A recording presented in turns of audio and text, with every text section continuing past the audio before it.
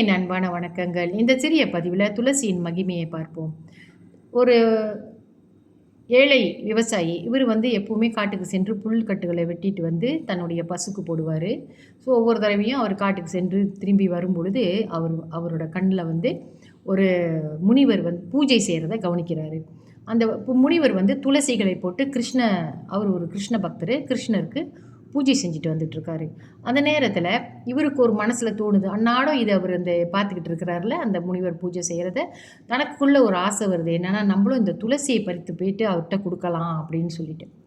அப்போ ஒரு நாள் இவர் போய் புல் அறுக்கும் பொழுது அந்த அந்த புல் இடுக்குகளில் நிறைய துளசி கன்றுகள் இருக்கவும் அந்த துளசியை அவர் பறிச்சுக்கிட்டு அந்த புல்லு கட்டோடு சேர்த்து கட்டி எடுத்துகிட்டு போகிறாரு. ஆனால் அவருக்கே தெரியல அதுக்குள்ளே ஒரு நாகம் பூந்திருக்கு. அந்த நாகத்தையும் சேர்த்து வச்சு அவர் கட்டி தூக்கிட்டு போகிறாரு.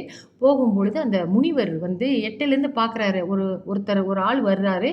அவர் கூடிய ஒரு நிழல் மாதிரி ஒரு நாகம் வந்து கொண்டு இருக்கிறது. அவரோட ஞான திருஷ்டிக்கு அவர் தெரிஞ்சிருச்சு அது ராகு பகவான் அப்படின்னு சொல்லிட்டு. அப்போ என்ன நடக்குதுன்னா, இவர் பாட்டுக்கு வந்துக்கிட்டு இருக்காரு. அந்த நாகமும் இவரை கொத்துறதுக்கு ரெடி ஆகிட்டே இருக்குது. அப்போ அவருக்கு நாகதோஷம் இருந்திருக்கு. அது கிட்ட வர வர இந்த முனிவர் கேட்குறாரு, ஐயா உன் கூட ஒரு நிழல் வருது, நீ அதை கவனிச்சியான்னு.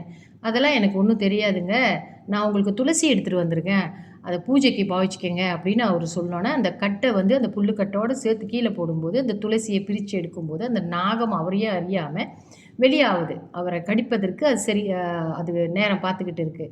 அப்பொழுது இந்த முனிவர் மானசீகமாக ராகு பகவான், அவர் கண்ணுக்கு அது ராகு பகவான் நிழலில் அந்த விவசாயியோடைய நிழலில் ராகு பகவானை பார்க்குறாரு.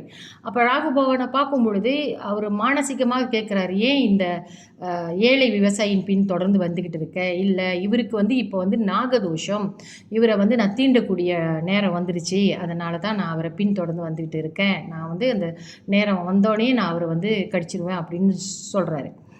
அப்போ இவர் சொல்கிற அப்போ அப்படியா அப்படின்னு சொல்லும் பொழுது இதுக்கு விமோசனமே இல்லையா அப்படின்னு. இப்போ இவர் வாங்கிட்டு அதுக்கு ஒரு விமோசனம் இருக்குது. இப்போ இவர் எடுத்துகிட்டு வந்துட்டுருக்க இந்த துளசியை நீங்கள் கிருஷ்ண பரமாத்மாவுக்கு நீ அர்ச்சனை செய்தீர்கள் என்றால் நிச்சயமாக என்னால் அவரை தீண்ட முடியாது அப்படின்னு சொல்லிட்டு ராகு பகவான் மறைஞ்சிடுறாரு. அப்போ இவர் இந்த குடியானவரும் அந்த துளசியை அவர்கிட்ட கொடுத்துட்டாரு. அப்போ இதோட தொடர்ச்சி நம்ம நாளைக்கு பார்ப்போம். நன்றி, வணக்கம்.